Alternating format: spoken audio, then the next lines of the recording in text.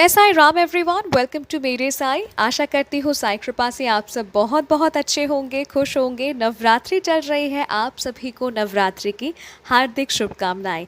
आज जो अनुभव आप सभी के साथ मैं शेयर करूँगी, ये एक भक्त के घर हुआ है नवरात्रि से पहले।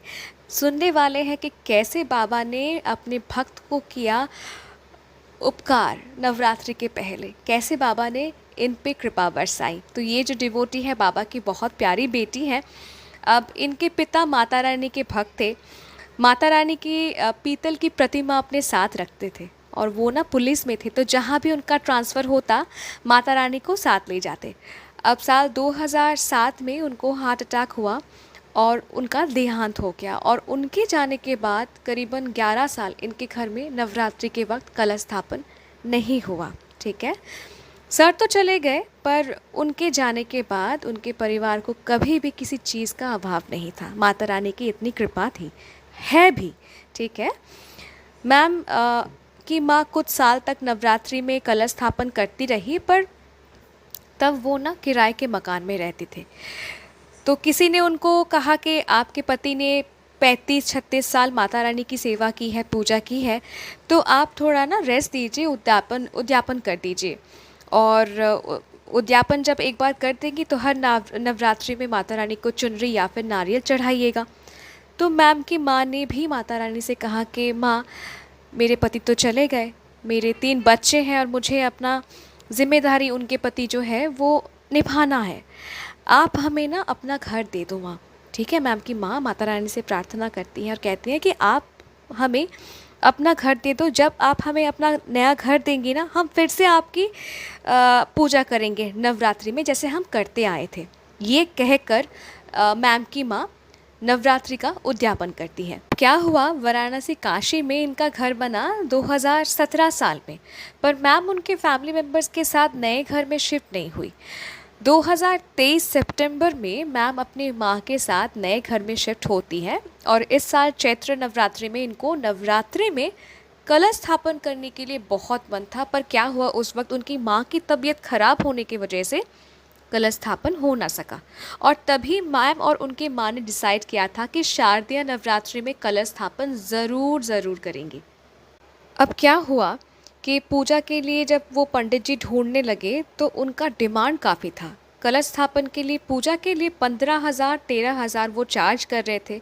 तब इन्होंने ना अपने कुल के जो पंडित जी हैं उनसे उनको कॉल किया, बात की। तो पंडित जी ने कहा, मतलब कुल के जो पुरोहित थे उन्होंने भी कहा कि नहीं, कलश स्थापन के लिए, नवरात्रि के पूजा के लिए 10,000 रुपये तो लगेंगे ही, इनसे कम वो पूजा नहीं कर पाएंगे।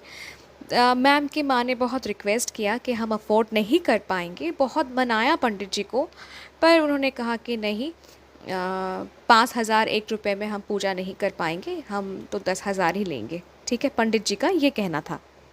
अब क्या हुआ, इधर कलश स्थापन की सारी तैयारियां हो चुकी थी। ठीक है, सब पूजा सामग्री घर में रेडी, मतलब शॉपिंग हो गया था, पूजा सामग्री का सारा शॉपिंग हो चुका था। जिस घर में माता रानी बैठेंगी वो घर साफ़ सुथरा करके सजाकर तैयार रखा गया था, पर पूजा के लिए पंडित नहीं मिल रहे थे। तो घर में ना सब बहुत दुखी हो गए कि 5,000 एक में कोई पंडित राज़ी नहीं हो रहा है, तो इतना सारा जो तैयारी करके रखे हैं, अब क्या होगा, पूजा कैसे होगा।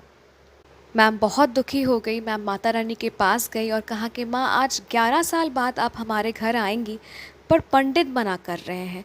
ठीक है, तो मैं ऐसा क्या करूं कि आप मेरे घर आए, आप हमारे घर में आए इस नवरात्रि के टाइम पे। और तभी ना इनके मन में साईं बाबा का नाम आया और मतलब दिल से एक आवाज़ आई ना कि साईं बाबा को कहती हूँ, साईं बाबा को बोलती हूँ। और मैम साईं बाबा को कहती हैं, शाम में प्रेयर करती हैं कि बाबा सब तैयारियां हो चुकी हैं, बस ये पंडित जी अगर 5,000 एक रुपये में तैयार हो जाते हैं, ठीक है, पूजा करने के लिए, तो मैं आपको ना एक गुलाब का फूल चढ़ाऊंगी, आप मदद कीजिए। बहुत सच्चे भाव से मैम अपने दिल की बात बाबा के सामने रख देती हैं। ठीक है, अब देखिए, जब मैम ने अपना दिल खोलकर साईं के चरणों में रख दिया, कुछ देर बाद पंडित जी खुद कॉल करते हैं और कहते हैं कि वो 50% तैयार हैं। और आधा घंटे बाद वो पंडित जी खुद कॉल करके कहते हैं कि वो नवरात्रि का पूजा करेंगे, वो तैयार है और 5,000 एक रुपये में ही वो तैयार है। ठीक है, बाबा ने अपने 11 वचनों में से एक वचन ऐसा भी दिया है कि जैसा भाव रहा जिस जन का वैसा रूप हुआ मेरे मन का। आप जिस भाव से बाबा को पुकारेंगे बाबा आपको वैसा ही अनुभव देंगे। यहाँ मैम को दृढ़ विश्वास था कि अगर मैं बाबा को पुकारूं बाबा मदद करेंगे, बाबा ज़रूर कुछ ना कुछ उपाय निकालेंगे। तो देखिए बाबा को मैम ने पुकारा, अ, मैम ने बाबा से विनती की, मनाया था बाबा को कि बाबा माँ आ रही है, आप कुछ कीजिए, ये पूजा रुकना नहीं चाहिए।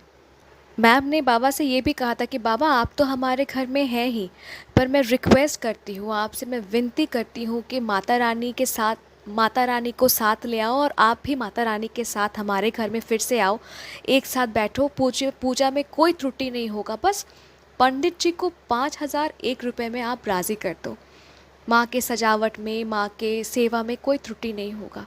मैम ने विनती किया था बाबा को, ठीक है। तो जिस भाव से आप बाबा से विनती करेंगे, बाबा को पुकारेंगे, बाबा आपको वैसा ही अनुभव देंगे, ठीक जैसा बाबा ने मैम को दिया था। मैम की मदद की, है ना। तो जब बाबा की बेटी ने बाबा से मदद के लिए रिक्वेस्ट किया, पुकारा, तो आधा घंटे में बाबा ने प्रॉब्लम सॉल्व कर दिया। जहाँ पंडित जी डिटरमाइंड थे कि 10,000 से कम नहीं लेंगे, पर बाबा तो बाबा है, कुछ भी करवा सकते हैं। 5,001 में पंडित जी को राज़ी करवा दिया। तो ये था आज का अनुभव।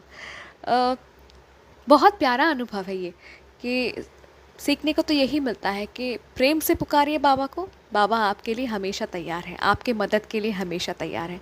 मैं बहुत बहुत धन्यवाद ये अनुभव हमारे साथ शेयर करने के लिए। और आप सभी से कहूँगी अगर अनुभव अच्छा लगा तो प्लीज़ लाइक कीजिए, शेयर कीजिए, सबके साथ बांटिए। साईं महिमा, बाबा पे भी विश्वास रखिए। और अगर जुड़े नहीं हैं मेरे साईं परिवार के साथ तो जुड़ जाइए। मिलती हूँ बहुत जल्दी नए अनुभव के साथ। टिल देन, जय साईं राम।